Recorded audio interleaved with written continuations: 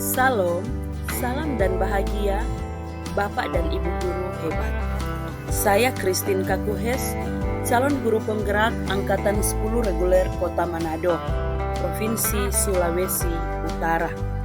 Saya guru pendidikan agama Kristen dari SD Gemim 29 Manado.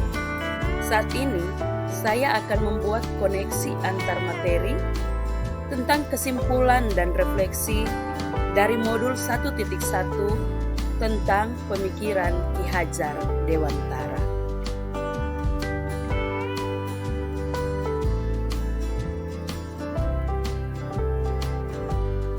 Ki Hajar Dewantara adalah pahlawan bagi pendidikan Indonesia.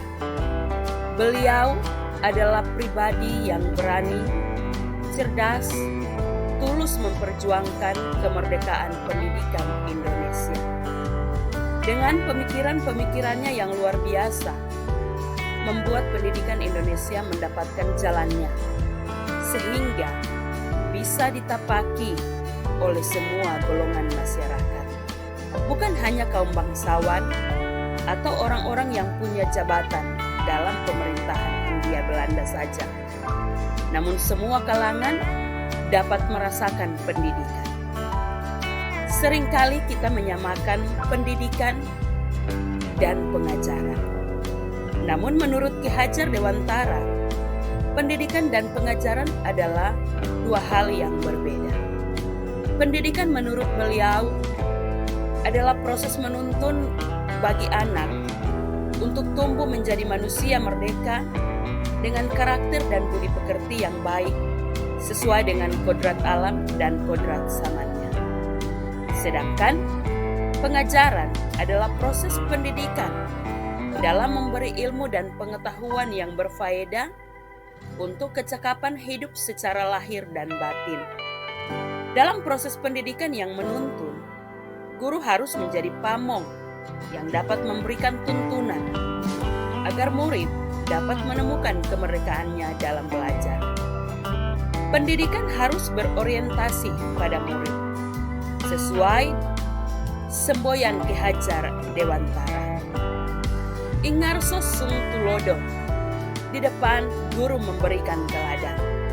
Ing madya mangun karso, di tengah guru membangun semangat.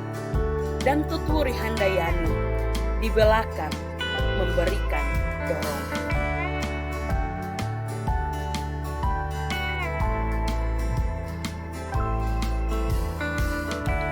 Sebelum mempelajari modul 1.1 ini,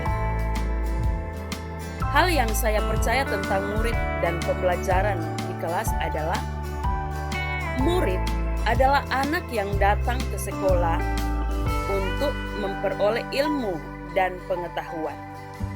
Karena itu, pembelajaran di kelas yang saya lakukan adalah memfokuskan pada pengajaran dengan cara berusaha membuat murid tahu tentang ilmu dan pengetahuan sesuai dengan apa yang ada pada buku pelajaran yang disediakan oleh sekolah. Saya juga menyamaratakan kebutuhan dan cara belajar semua murid. Pembelajaran di kelas berfokus kepada saya sebagai guru.